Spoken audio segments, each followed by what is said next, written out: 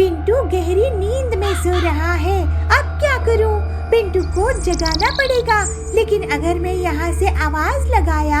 और फिर रिंकू बहुत तेजी से खरगोश की स्पीड से दौड़ता है और शेर के पीछे पहुंचकर उसकी पूंछ को अपने लंबे दांतों से काट देता है। शेरा जोर से चीख उठता है। इस जंगल में एक बड़ा सा गेंडा पिंटू रहता था। पिंटू वैसे तो दिल से अच्छा था, लेकिन उसको अपने ताकतवर होने के बहुत गर्व था। वहीं दूसरी तरफ एक छोटा सा खरगोश रिंकू रहता था। रिंकू दिखने में छोटा था और अपने आप में मस्त रहता था। एक दिन नदी के किनारे रिंकू घास खा रहा था, तभी उसका पैर फिसल गया और वो नदी में गिर गया। बचाओ बचाओ मुझे, मैं डूब रहा हूँ। उसकी आवाज सुनकर पिंटू वहाँ आता है। अरे रिंकू, तू तो डूब जाएगा, लेकिन मुझे भी तो तैरना नहीं आता है, इसको कैसे बचाऊं? और पिंटू आसपास देखता है और फिर पास ही एक पेड़ की दंगल तोड़कर उसके पास फेंकता है। रिंकू उस लकड़ी की दंगल का सहारा लेकर उसमें बैठ जाता है और किनारे आ जाता है। आपका बहुत धन्यवाद पिंटू भैया, आपने मेरी जान बचा ली। मैं भी किसी दिन आपके काम आऊंगा। तुम्हारी जान बचाना तो मेरा फर्ज था, लेकिन तुम मेरे किसी काम आओगे रिंकू? तुम बहुत छोटे हो और मैं इतना ताकतवर। आगे से तुम्हें कोई मदद लगे तो बता देना। ऐसा कहकर वो वहाँ से चला गया और फिर ऐसे ही कुछ दिन बीत जाते हैं। मैं भी कभी पिंटू के काम आऊंगा। मैं छोटा जरूर हूँ, लेकिन मैं किसी काम तो आ ही सकता हूँ। चलो देखते हैं समय क्या दिखाता है। एक दिन शेरा शिकार करने के लिए जंगल में निकलता है। थोड़ी दूर जाने पर उसको पिंटू दिखाई देता है। अरे वाह, ये पिंटू गेंडा है, अभी ये सो रहा है। यही सही मौका है इसकी शिकार करने का। इस पर झपट्टा मार दूंगा, फिर तो एक हफ्ते तक शिकार करने की जरूरत ही नहीं पड़ेगी। ऐसा सोचकर शेर पिंटू के पास जाता है, लेकिन रिंकू ये सब दूर से देख लेता है। ये शेरा तो पिंटू का शिकार कर देगा। पिंटू गहरी नींद में सो रहा है। अब क्या करूं? पिंटू को जगाना पड़ेगा, लेकिन अगर मैं यहाँ से आवाज लगाया तो शेर को भी पता चल जाएगा। अब तो एक ही रास्ता है। और फिर रिंकू बहुत तेजी से खरगोश की स्पीड से दौड़ता है और शेर के पीछे पहुंचकर उसकी पूंछ को अपने लंबे दांतों से काट देता है। शेरा जोर से चीख उठता है। रिंकू तुरंत झाड़ियों में भाग जाता है और पिंटू की नींद खुल जाती है। वो शेरा को देख लेता है और हैरान रह जाता है। तू जग गया, अब मैं तेरा शिकार नहीं कर सकता। शेरा वहाँ से चला जाता है। उसके जाने के बाद रिंकू बाहर आकर पिंटू से कहता है, पिंटू भैया, मैंने शेर की पूंछ काटा था। रिंकू, मैं तुम्हारा शुक्रगुजार हूँ, तुमने मेरी जान बचाई। मैं गलत था कि मैं ताकतवर हूँ और मुझे कभी किसी की मदद की जरूरत नहीं पड़ेगी। तुमने नेक दिल दिखाई और असल में बड़प्पन दिखाई हो। इस तरह से पिंटू अब रिंकू का अच्छा दोस्त बन गया और वो कभी भी अपनी ताकत पर घमंड नहीं करता था।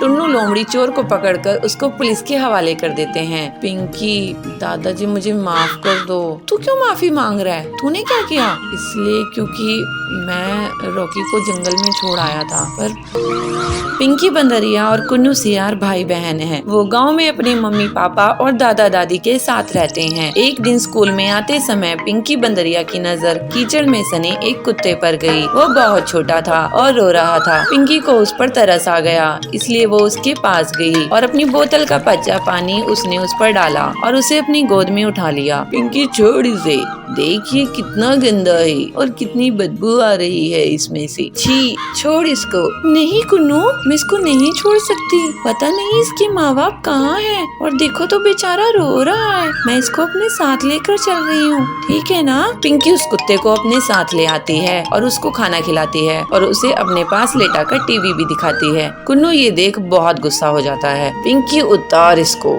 ये हम दोनों का बेड है ना, तूने इसको कैसे बिठाया? उतार इसको अभी, कितना गंदा है ये, नाली में रहता है, उतार इसको। कुन्नू, ये छोटा सा ही तो है, जरा सी जगह ले ले लेगा तो क्या हो जाएगा। कुन्नू अब और गुस्सा हो जाता है और मन ही मन सोचता है, इस कुत्ते की वजह से मेरी बहन मुझे पराया कर रही है और मेरी चीजें भी छीन कर इसे दे रही है। इसका तो कुछ करना होगा, नहीं तो ये धीरे धीरे मुझसे सब कुछ छीन लेगा। पिंकी उस कुत्ते का नाम रॉकी रखती है। रॉकी के परिवार के बाकी लोग भी रॉकी से बहुत प्यार करने लगते हैं, पर कुन्नू अभी भी उसे घर से निकालने की तरकीबें सोचता रहता है। एक दिन वो रॉकी की पूंछ में पटाखे जलाने ही वाला था कि तभी वहाँ उसकी माँ चुनमुन नीलगाय आ गई। कुन्नू, ये तुम क्या कर रहे हो? उस बच्चे की पूंछ पर पटाखे क्यों जला रहे हो? कोई तुम्हारे साथ ऐसा करेगा तो कैसा लगेगा? छोड़ो उसको, लाओ मुझे दो। चुनमुन से डांट खाने के बाद भी कुन्नू नहीं सुधरता और फिर एक दिन रॉकी के खाने में मिर्ची डाल देता है। रॉकी वो दूध पीता उससे पहले ही उसके दादा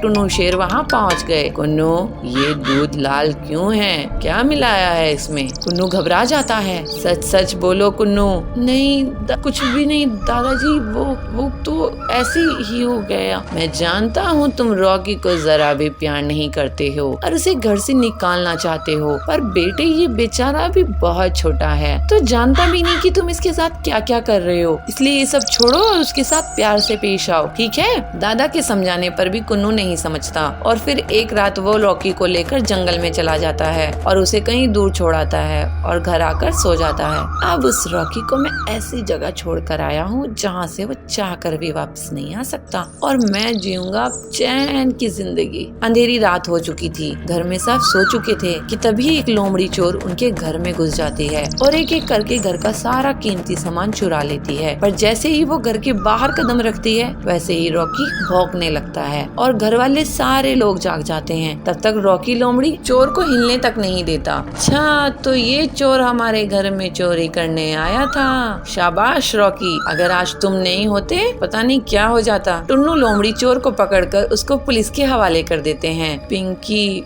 दादाजी मुझे माफ कर दो।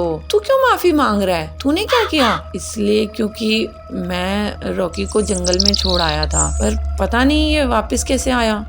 यही तो खासियत है मेरे दोस्त की। रॉकी, मुझे माफ कर दे प्लीज।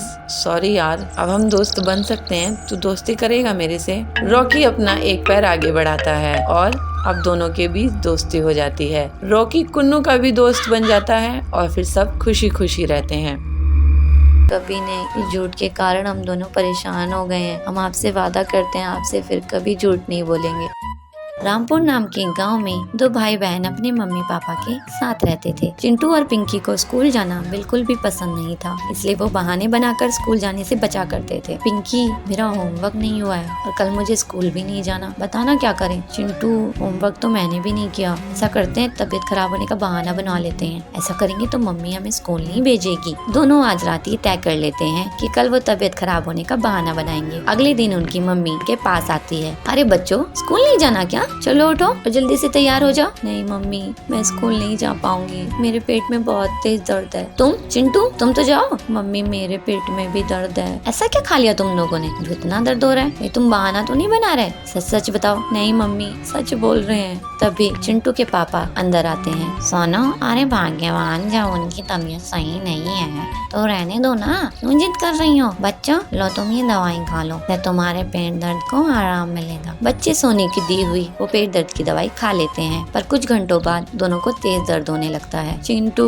पेट में बहुत तेज दर्द हो रहा है, कुछ तो करो ना, सहन नहीं हो रहा है। दर्द तो मुझे भी बहुत है, रुक मैं कुछ करता हूँ। चिंटू अपने पापा के कमरे में जाता है, कुछ दवाई देखने लगता है। तभी उसे एक पीली रंग की दवाई दिखाई देती है। वो उसे छुपाकर अपने साथ ले आता है और पिंकी को देता है और खुद भी एक गोली खा लेता है। पिंकी, मैंने पापा के मुँह से एक बार सुना था कि जब ज्यादा पेट दर्द हो जाए तो ये गोली सब ठीक कर देती है, तो देखना हम कुछ ही देर में ठीक हो जाएंगे। हाँ भाई, सच में मेरा बहुत दर्द हो रहा है भाई, सहन नहीं हो रहा है, कुछ करो, पता नहीं क्या खा लिया है। ऐसे ही 5 घंटे और बीत जाते हैं, पर उन दोनों का दर्द कम होने के बजाय और बढ़ जाता है और दोनों दर्द से रोने लगते हैं। भाई, बहुत दर्द हो रहा है। पिंकी, उस दवाई से कुछ भी नहीं हुआ, उल्टा दर्द और बढ़ गया है। मुझे भी नहीं पता भाई, आप कुछ करो ना, मेरे बहुत दर्द हो रहा है। पिंकी, मुझे ऐसा लगता है कि कहीं हमने दवाई खाकर गलती तो नहीं कर दी। तभी उनकी माँ उनके सामने आती है। गलती तो करी है तुमने, चलो अब सच सच बताओ, क्या छिपा रहे हो तुम दोनों? नहीं तो मुझे और तरीके भी आते हैं पता करने के। तुम अपनी माँ को सब सच सच बता दो।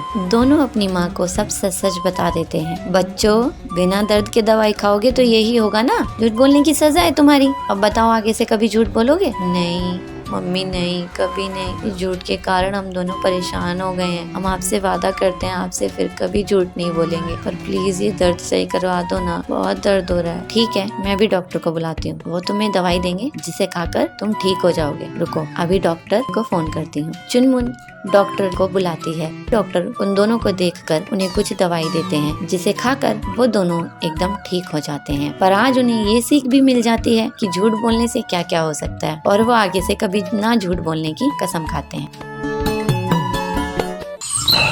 सुंदर जंगल में शेरा का बहुत आतंक था। सभी जानवर उसके गुस्से से बहुत डरते थे। उसी जंगल में एक समझदार खरगोश रिंकू रहता था। रिंकू हमेशा अपनी चालाकी से बड़े बड़े जानवरों से अपनी जान बचा लेता था, लेकिन वो हमेशा दूसरे छोटे जानवरों की मदद करता था। इस वजह से सभी जानवर उसको बहुत पसंद करते थे। एक दिन रिंकू जंगल में टहल रहा था, तभी उसे छोटू और उसकी पत्नी दिखाई दिए। छोटू भैया, छोटी भाभी, कहाँ घूम रहे हो? कुछ नहीं रिंकू, हम तो ताजी घास और फलों की तलाश में आए हैं। यहाँ की घास तो बहुत हरी भरी है, हम तो सोच रहे थे कि यहीं पास बस जाए। आप लोग क्या शेरा के बारे में नहीं सुने हो? ये उसी का इलाका है। अगर उसने आप दोनों को देख लिया तो आपकी खैर नहीं। शेरा तो बहुत ही क्रूर है।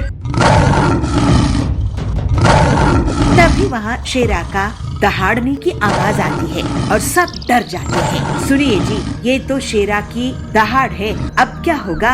आप दोनों उस पेड़ के पीछे से भाग जाओ। और फिर दोनों पति पत्नी एक पेड़ के पीछे से भाग जाते हैं। रिंकू खरगोश, यहाँ पर 2 जानवर आए थे, मैं उनका शिकार करने आया हूँ। क्या तुमने उन्हें देखा है? जी शेरा जी, मैंने उन्हें उस रास्ते से जाते हुए देखा। रिंकू शेरा को दूसरी तरफ इशारा करके भेज देता है। छोटू और छोटी रिंकू के पास आते हैं। तुम्हारा शुक्रिया रिंकू भैया। अब आप दोनों यहाँ पर घास खाकर जल्दी से चले जाओ। इसके बाद दोनों पति पत्नी घास खाकर वहाँ से चले जाते हैं। दूसरे दिन वही दोनों उस घास के मैदान के पास एक तालाब में रिंकू को मिल जाते हैं। छोटू भैया, छोटी भाभी, आप दोनों के जाने के बाद शेरा फिर से आया था और मुझे धमका कर गया है कि अगर अगली बार उसको उसके शिकार का सही पता नहीं मिला तो वो मुझे ही खा जाएगा।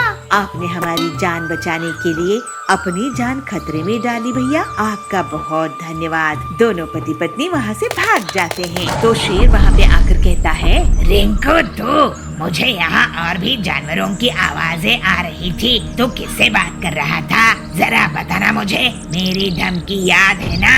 अगर तू मुझे सच नहीं बताएगा तो आज तो मैं तुझे ही खा जाऊंगा। रिंकू बहुत डर जाता है। वो सोचने लगता है, शेरा बहुत ताकतवर है और इससे हर बार झूठ बोलने का एक ही मतलब है कि इसकी दावत बन जाना।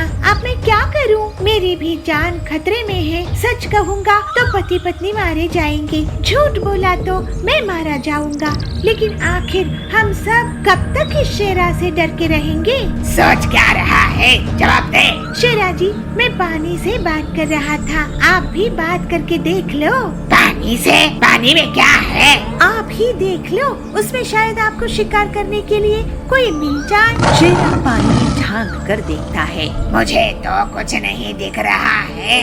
रिंकू इशारों से छोटू और छोटी को बुलाता है। ध्यान से आगे जाकर देखो शेरा जी, आपका शिकार है वहाँ। शेरा जैसे ही थोड़ा और आगे बढ़ता है, तभी उसे पीछे से रिंकू और छोटू छोटी धक्का दे देते हैं और उसको तालाब में गिरा देते हैं। मुझे बचाओ, मुझे तैरना नहीं आता है, मुझे बचाओ। शेरा डर के कारण चिल्लाने लगता है। उसकी आवाज सुनकर बहुत से जानवर आते हैं। शेरा, तुम सबको डराते हो, अपनी ताकत का तुम्हें बहुत घमंड है। अगर तुम हम सबको तंग करना छोड़ोगे तब तभी तुम्हें बचाएंगे। इसको मत बचाओ रिंकू। नहीं छोटू भाई, पूरे जंगल के सामने ये मदद मांगकर साबित कर चुका है कि इसको भी डर लगता है। मैं वादा करता हूँ कि मैं तंग नहीं करूँगा।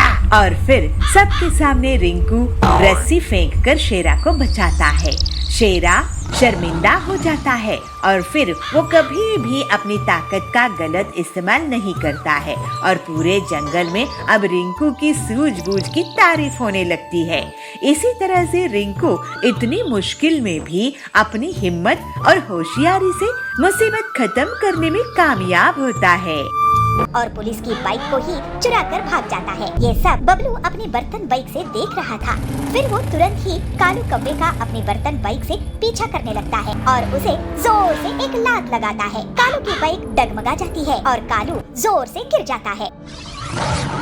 बिलासपुर में बबलू नाम का कबूतर रहता था। वो किसी भी चीज से कोई भी सामान बनाने की हुनर रखता था, जैसे प्लास्टिक की बोतल से नाव बनाना, कार्डबोर्ड से सजावटी सामान बनाना वगैरह। ये बात उसकी माँ पीलू को पसंद नहीं थी। बेटा बबलू, तू हमेशा कुछ ना कुछ करता ही रहता है, लेकिन काम की एक भी चीज नहीं करता। आखिर कब सुधरेगा तू? तेरी शादी भी तो करवानी है। माँ, मैं काम करके जितना पैसा कमाता हूँ उतने में घर का खर्चा तो चल जाता है ना। तुम मुझे ताना कब बंद करोगी? घर खर्च का जितना पैसा आता है उतना तो तू घर के सामान से फालतू की चीजें बनाने में लगा देता है। घर की पूरी बोतल्स, घर की अलमारी की लकड़ी सब बेकार गई। मैं इतनी मेहनत मजदूरी करके घर चला रही हूँ और एक तू है कि सारा सामान कबाड़ा कर देता है। माँ, मुझे कुछ दिन और दो, तुम जरूर एक दिन मुझ पे गर्व करोगी। भगवान करे वो दिन जल्दी आए, नहीं तो तू तो हमारा घोंसला ही बिकवा देगा। इस तरह से कुछ दिन और बीत जाते हैं। एक बार बबलू के घर में बर्तन दिखाई नहीं दे रहे थे, तो उसकी माँ उसे आवाज लगा के कहती है, बबलू, ओ बबलू, कहाँ है तू? हाँ माँ, क्यों आवाज दे रही हो? बताओ क्या काम है? बेटा, लगता है घर में चोरी हो गई है। एक भी बर्तन दिखाई नहीं दे रही है। चल हम पुलिस स्टेशन में कंप्लेंट करते हैं। नहीं माँ, बर्तन कहीं नहीं गए हैं। आओ अपने घोंसले के पीछे चलो, मैं तुम्हें दिखाता हूँ। फिर बबलू अपनी माँ को घोंसले के पीछे लेके जाता है और वहाँ बर्तनों से बनी एक मोटरसाइकिल दिखाता है और बबलू कहता है, माँ ये देखो, है ना कमाल की चीज। अरे नालायक, ये क्या कर दिया तूने? अब मैं घर का खाना किसमें बनाऊंगी? ये बर्तन की बाइक कौन चलाएगा? तू तो मुझे बर्बाद ही कर देगा। तभी वहाँ सुंदरी आती है। अरे पीलू, ये बबलू को क्यों मार रही हो? इसने ऐसी मोटरसाइकिल बनाई है कि सब इसे देखते ही रहेंगे। नहीं सुंदरी बहन, ये बबलू पता नहीं कब मुझे तंग करना बंद करेगा। जंगल में कालू कौवा मोटरसाइकिल बाइक्स चोरी करता था। घर से या बाजार से वो बाइक चुराने में कामयाब हो ही जाता था। पक्षी उसकी कंप्लेंट लेकर पुलिस बाज के पास पहुँचे। इंस्पेक्टर बाज जी, हमारी बाइक रोज चोरी हो रहे हैं, आप कुछ कीजिए ना। औजार तो मेरे 5 साल में बेटे की बाइक भी चुरा के ले गया। मैं तो लुट गया इंस्पेक्टर भाईजान। हाँ, लगता है ये काम कालू कौवे का है। एक बार हाथ लग जाए तो मैं उसे बड़ी जेल में डलवा दूंगा। लेकिन उसके लिए आपको कितना टाइम लगेगा इंस्पेक्टर साहब? इतने दिनों में तो वो सारे जंगल की बाइक्स चुरा लेगा और किसी के पास मोटरसाइकिल बाइक्स नहीं बचेंगे। हाँ, बंटी जी, कालू को जो कोई भी पकड़वाने में पुलिस की मदद करेगा, मैं उसे सरकार से 50,000 का इनाम दिलवाऊंगा। इस तरह से सभी वहाँ से चले जाते हैं। कालू ये सब दूर बैठकर सुन रहा था। ऐसा क्या? मुझ पर इनाम? अब मजा चखाऊंगा इन पुलिस वालों को। मैं इनकी ही बाइक चुरा के भाग जाऊंगा और इन्हें पता भी नहीं चलेगा। थोड़ी देर बाद ही पुलिस स्टेशन में कालू कौवा मच्छर मारने की दवाई से धुआं कर देता है और पुलिस की बाइक को ही चुरा कर भाग जाता है। पुलिस बाज का सर चकरा रहा था, वो कुछ नहीं कर पाया। ये सब बबलू अपनी बर्तन बाइक से देख रहा था। फिर वो तुरंत ही कालू कौवे का अपनी बर्तन बाइक से पीछा करने लगता है और जल्दी ही बबलू कालू की बाइक के पास पहुंच जाता है। और उसे जोर से एक लात लगाता है। कालू की बाइक डगमगा जाती है और कालू जोर से गिर जाता है। बबलू अपनी बर्तन बाइक से कालू को पकड़ने में कामयाब होता है और फिर उसे पुलिस स्टेशन लेके आता है। अरे ये कौन सी नायाब बाइक है जिससे तूने मुझे पकड़ा है? ये मेरी स्पेशल बर्तन बाइक है। ऐसी बाइक तो मैंने पहले कभी नहीं देखा। और अब तुम ऐसी बाइक को क्या कैसी भी बाइक को नहीं देख पाओगे, क्योंकि अब तुम जेल में पड़े रहोगे। फिर अगले दिन पूरे जंगल के सामने बबलू को पुलिस के द्वारा पूरे 50,000 का इनाम दिया जाता है। बबलू की माँ बहुत खुश होती है और कहती है, वाह बबलू, तूने तो मेरा नाम रोशन कर दिया बेटा। पूरे गांव में तेरी बर्तन बाइक अब फेमस हो गई है और तू भी। इस तरह से अब बबलू के अनोखे काम पूरे जंगल में प्रसिद्ध हो गए। उसके पास अब पैसे आने लगे और बबलू अपनी माँ पीलू के साथ हंसी खुशी रहने लगा। मम्मी पापा हम कहीं जा रहे हैं क्या? मम्मी, हाँ बच्चों, तुम्हारी नानी का कॉल आया था। वो कह रही थी कि बच्चों की स्कूल की छुट्टी पड़ गई है तो उनके पास आ जाओ, इसलिए हम आज ही गांव के लिए निकल रहे हैं। सर्दियों का मौसम चल रहा था। पीहू, हिरन और चुन्नू बालू की स्कूल की भी छुट्टियां पड़ गई थी। वो दोनों दिन भर खेलते ही रहते थे। उनके साथ उनकी सोसाइटी के बच्चे भी खेलते रहते थे। एक दिन जब वो बाहर से खेलकर घर में आए तो उन्होंने देखा कि उनके मम्मी पापा कपड़ों को बैग में पैक कर रहे हैं। तो इस पर दोनों को उत्सुकता हुई, इसलिए दोनों ने एक साथ पूछा, मम्मी पापा हम कहीं जा रहे हैं क्या? मम्मी, हाँ बच्चों, तुम्हारी नानी का कॉल आया था। वो कह रही थी कि बच्चों की स्कूल की छुट्टी पड़ गई है तो उनके पास आ जाओ, इसलिए हम आज ही गाँव के लिए निकल रहे हैं। ये सुनते ही दोनों खुशी से झूम उठे। ये हम नानी के पास जाएंगे, बहुत मजा आएगा। दोनों ने जल्दी जल्दी से अपना अपना बैग पैक किया और ट्रेन को पकड़कर नानी के गांव आ गए। वो जैसे ही नानी के घर पहुंचते हैं वैसे ही नानी बाहर निकल कर आती है और पीहू और चुन्नू को गले से लगा लेती है। अरे मेरे बच्चों, आ जाओ आ जाओ। अरे कितने बड़े हो गए हो तुम तो। आ जाओ, चलो अंदर चलो, तुम्हारे मौसा मौसी मामा मामी इंतजार कर रहे हैं। चलो चलो। वो जैसे ही घर के अंदर आते हैं वैसे ही पीहू और चुन्नू के मामा मामी और मौसा मौसी उनकी खातिरदारी में लग जाते हैं। अरे मेरे बच्चों, कैसे हो तुम? पिछली बार आए थे तो कितने छोटे थे, अब देखो कितने बड़े हो गए हो। देख पीहू, तेरी मौसी तेरे लिए क्या लाई है। ये तो मेरी फेवरेट चॉकलेट है। थैंक यू मौसी। पीहू और चुन्नू को भी बहुत अच्छा लग रहा था। उन्होंने सबको नमस्ते की। कुछ देर बाद वो अपने खेत पर पहुँचते हैं जहाँ गन्ने की फसल लगी हुई थी। मामा जी, मुझे गन्ना खाना है, एक गन्ना दो ना। अरे क्यों नहीं मेरी लाडो रानी, रुको मैं अभी तोड़ कर देता हूँ। मामा 2 गन्ने तोड़कर पीहू और चुन्नू को देते हैं। दोनों बड़े ही मजे से गन्ने का लुत्फ उठाते हैं। उसके बाद वो सरसों का खेत भी देखते हैं। मौसी जी, ये सरसों के फूल तो बहुत सुंदर है, मैं एक फोटो खिंचा लूं? क्यों नहीं, जरूर आओ, मैं तुम्हारी फोटो खींच देती हूँ। मौसी दोनों की फोटो खींचती है। तभी वो देखते हैं कि पास ही के खेत में कुछ गायें और भैंसे घास चर रही हैं। ये नजारा उन्हें और लुभाता है और वो आगे बढ़कर उन्हें चारा देते हैं। खेत को घूमने के बाद वो दोनों घर आ जाते हैं। रात भी हो जाती है, ठंड अब और बढ़ने लगती है। नाना जी, यहाँ पर बहुत ठंड है, मुंबई में तो इतनी ठंड नहीं पड़ती, कुछ करो ना।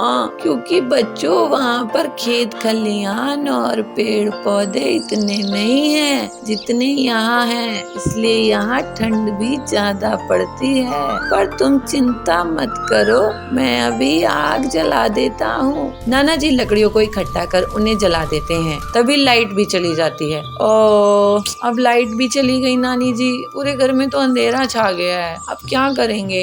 मैं अभी लालटेन जला देती हूँ। नानी लालटेन जलाकर ले आती है। उसके बाद पीहू और चुन्नू का सोने का समय आ जाता है, पर वो अपने मम्मी पापा के पास ना सोकर नाना नानी के पास सोते हैं। नानी जी, कहानी सुनाओ ना, मुझे ना आपकी कहानी सुननी है। वो जो हम पिछली बार आए थे तब आपने एक कहानी सुनाई थी ना, वो मुझे बहुत अच्छी लगी थी। प्लीज वही वाली कहानी सुनाओ ना। कौन सी वाली बेटी, मुझे याद नहीं है, तुम बताओ तो मैं सुना दूं। वही नानी, वही, वो कौवे वाली, वो प्यासे कौवे वाली जो आपने सुनाई थी। ओहो, वाली कहानी सुननी है तुम्हें? अजी तुम ही सुना दो ना इन्हें। अरे तुम ही सुना दो भाग्यवान। नानी कहानी सुनाना शुरू करती है। दोनों नाना नानी के बीच लेटे हुए थे और कहानी का लुत्फ उठा रहे थे। कहानी सुनते सुनते दोनों गहरी नींद में चले जाते हैं और सो जाते हैं। चिंकू और रिंकी नाम के दो प्यारे से खरगोश बच्चे अपने मम्मी पापा के साथ रहते थे। जहाँ चिंकू एक शांत बच्चा था, वहीं रिंकी बहुत ज्यादा बोलती थी। रिंकी की बहुत ज्यादा बोलने की आदत उसे सभी से दूर कर देती थी, मगर फिर भी वह लगातार बोलती ही रहती थी, बिना बात के बोलती रहती थी। उसके मम्मी पापा ने उसे बहुत समझाया, मगर फिर भी वह नहीं समझती थी। एक दिन, बेटा चिंकू और बेटी रिंकू आओ, चलो खाना खा लो, बहुत मस्ती हो गई। अब चलो, कल सुबह स्कूल भी जाना है ना, जल्दी से खाना खाकर सो जाओ, वरना सुबह जल्दी उठ नहीं पाओगे। चिंकू और रिंकी खरगोश खाने के लिए आते हैं। वह खाना खाने लगते हैं तो चिंकू अपनी मम्मी से कहता है, अरे वाह मम्मी, क्या बात है, आज तो आपने पापा के मनपसंद का खाना बनाया है। आज तो पापा खाएंगे तो बहुत खुश हो जाएंगे और मम्मी आपकी बहुत तारीफ करेंगे। क्या चिंकू, क्या कह रहे हो? ऐसा भला क्या अच्छा लगेगा पापा को? पापा से पूछ लेते ना कि उन्हें क्या खाना है। अगर उनका मन कुछ और खाने का हुआ तो फिर तो तुम्हारा सारा खाना बर्बाद चला जाएगा ना मम्मी। इसलिए आपको पहले ही पापा से पूछ लेना चाहिए था कि उनको क्या खाने का मन है। और मम्मी, मुझे तो ये सब्जी बिल्कुल भी अच्छी नहीं लग रही, पता नहीं पापा कैसे खा लेंगे। तभी सोनू हाथी भी काम से आ जाता है और हाथ मुंह धुलकर खाना खाने बैठता है। अरे ईशु, आज तो तुमने मेरी पसंद का खाना बनाया है। तुमने तो आज मुझे सच में बहुत ही अच्छा सरप्राइज दे दिया। यह सुनकर ईशु लोमड़ी खुश हो जाती है। सभी खाना खा लेते हैं और सोने के लिए चले जाते हैं। अगले दिन जब चिंकी रिंकी दोनों स्कूल से आ जाते हैं तो थोड़ी देर बाद ही घर पर दिल्ली वाली बुआ मोनी हिरण आती है और वह बच्चों के लिए तोहफा भी लाती है। चिंकी, रिंकू, कैसे हो तुम? देखो मैं तुम्हारे लिए क्या लाई हूँ। चिंकू तुम्हारे लिए रिमोट वाली गाड़ी और रिंकी तुम्हारे लिए प्यारी सी गुड़िया। देखो। थैंक यू बुआ जी, आप बहुत अच्छी हो। मगर रिंकी को तो बोलने की आदत थी, वो चुप कैसे रह सकती थी। अरे बुआ जी, आप ये कैसा तोहफा ले आई? मेरे पास तो पहले से ही गुड़िया थी। अगर आपको मेरे लिए कोई गिफ्ट लाना था तो मुझसे पूछ लेती ना, या मुझे साथ ले चलती, मैं अपनी पसंद से कोई गिफ्ट ले लेती। अब ये गुड़िया तो बेकार ही जाएगी, मैं इसका क्या करूँगी? मोनी हिरण बुआ थोड़ा सा हिचकिचाते हुए कहती है। ठीक है रिंकी, अब से मैं जब भी तोहफा लाऊंगी तो तुम्हें अपने साथ ही ले चलूंगी। क्यों, अब ठीक है ना? हाँ बुआ जी। तो चले फिर। कहाँ? मेरा गिफ्ट लेने। और कहाँ? अभी नहीं, अगली बार जब आऊंगी तब तुम्हें लेके चलूंगी। तभी वहाँ पर सोनू खरगोश आ जाता है और कहता है, अरे कहाँ जाने की बात हो रही है बुआ भतीजी की? पापा बुआ हमारे लिए गिफ्ट लाई। देखो ना, बुआ ने मुझे ये गुड़िया दी है। ये मेरे पास पहले से थी। मैंने बुआ से कहा है कि अगली बार मेरे लिए कुछ लाएं तो मुझे अपने साथ लेके चले, मैं अपनी पसंद का गिफ्ट ले लूँगी। यह सुनकर सोनू का मुंह खुला का खुला रह जाता है। तभी ईशु दोनों बच्चों को अंदर भेज देती है। सोनू अपनी बहन मोनी से बहुत बातें करता है। बहुत देर के बाद मोनी हिरण सोने जाती है तो रिंकी कहती है, अरे बुआ जी, आप अभी से सो रहे हो? मैं तो बहुत देर से सोती हूँ। मोनी हिरण कुछ देर बाद खाना खाने जाती है। बुआ, आप अभी खाना खा रहे हो? मैं तो कब का खा चुकी हूँ। बुआ, आप अब सोकर उठी हो? कब की सोकर उठ चुकी हूँ। रिंकी खरगोशनी की वजह से मोनी हिरण बुआ को बहुत गुस्सा आने लगता है, इसलिए वह वापिस अपने घर जाने लगती है। तो चिंकू और रिंकी बुआ से कहते हैं, बुआ अगली बार आप मेरे लिए समोसे लेकर आओगे ना? बुआ, मेरे लिए एक डॉल हाउस। हाँ चिंकू, मैं तुम्हारे लिए बहुत सारे समोसे लाऊंगी बेटा, तुम टेंशन मत लो। ऐसा कहकर बुआ चली जाती है। रिंकी यह देखकर उदास हो जाती है कि बुआ ने उसकी बात का कोई भी जवाब नहीं दिया। बेटी रिंकी, तुम्हें ऐसे यूं बेवजह नहीं बोलना चाहिए। तुम्हारी आदत किसी को भी अच्छी नहीं लगती है। अगर तुम इसे नहीं सुधारोगी, सब लोग तुमसे कट जाएंगे। कोई भी तुमसे बात करना पसंद नहीं करेगा, जैसे बुआ ने किया। रिंकी अब समझ जाती है और वह बहुत ज़्यादा बोलना अब कम कर देती है। तो इसीलिए तो हम सब आप कहते हैं कि ज़्यादा मत बोला करो बच्चे, माँ बाप जो कहते हैं उनकी सुना करो। पीकू पीकू नाम का एक बंदर अपने परिवार के साथ एक शहर में रहता था। पीकू बहुत ही अच्छा बंदर था, उसके अंदर बहुत सारी खूबियां भी थी, पर इन सबके बावजूद उसके अंदर एक कमी थी, वो थी भूलने की बीमारी। पीकू बंदर छोटी छोटी बातें भी भूल जाता था। एक दिन जब उसकी माँ चंपा लोमड़ी ने उसे बाजार से कुछ फल लाने को बोला तो वो उसके बदले झाड़ू और पोछा खरीद लाया। उसकी इसी आदत से उसकी माँ बहुत परेशान रहती थी। अरे पीकू की माँ, तू अपने बेटे की बुद्धि तेज करने के लिए उसे बादाम का हलवा खिलाया कर, उससे उसकी याददाश्त तेज होगी। जो ऐसी चीजें भूल जाता है ना, वो ऐसा नहीं करेगा फिर। खिलाया कर उसको। सच में बादाम के हलवे से उसकी याददाश्त तेज होगी? ऐसा है तो मैं अभी कुछ बादाम लेकर आती हूँ और अपने रोज बेटे को खिलाया करूंगी मैं हलवा बनाकर। चंपा अपने बेटे की याददाश्त तेज करने के लिए उसे हर रोज बादाम का हलवा बनाकर देती है, लेकिन इसके बावजूद पीकू के भूलने की बीमारी पर इसका कोई फर्क नहीं पड़ता है। वो अभी भी वैसा का वैसा ही है, चीजें रखकर भूल जाता है, किसने क्या बोला है वो भी भूल जाता है। पीकू के स्कूल में उसके साथ पढ़ने वाले बच्चे भी इसका मजाक बनाया करते थे। ओ देखो बुलक्कड़ नंबर 1 जा रहा है। वैसे पीकू अपने रास्ता तो घर का याद है ना तुझे? कहीं वो तो नहीं भूल गया? अगर भूल गया तो बता देना, मैं ले चलूंगा।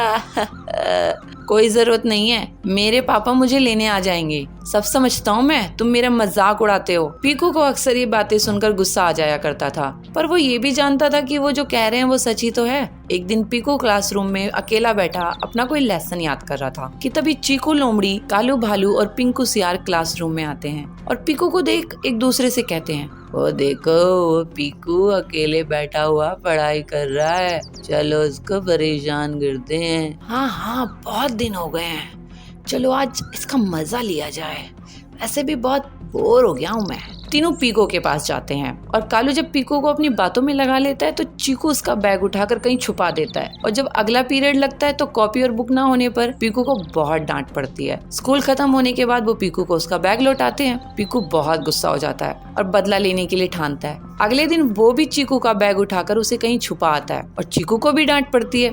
ये देख पीकू को बहुत अच्छा लगता है, उसके दिल को बहुत सुकून मिलता है। चीकू कैसा लगा आज टीचर की डांट खाकर?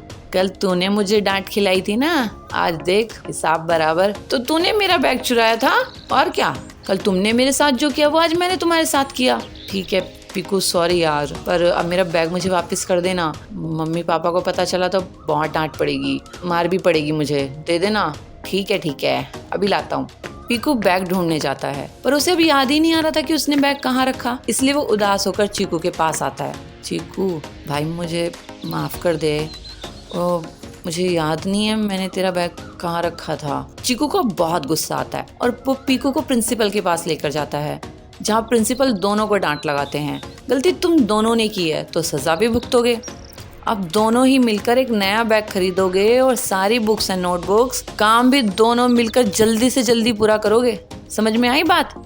इस तरह चीकू की शैतानी और पीकू के गुस्से और भूलने की बीमारी के कारण दोनों को अब दोबारा से सारा काम करना पड़ता है। किताबों का काम तो पड़ता ही है, साथ में नोटबुक्स में आज तक जितना भी होमवर्क या क्लास बुक हुआ था वो सब उनको दोबारा से करना पड़ता है। दोनों बस अब अपने किए पर पछता रहे थे।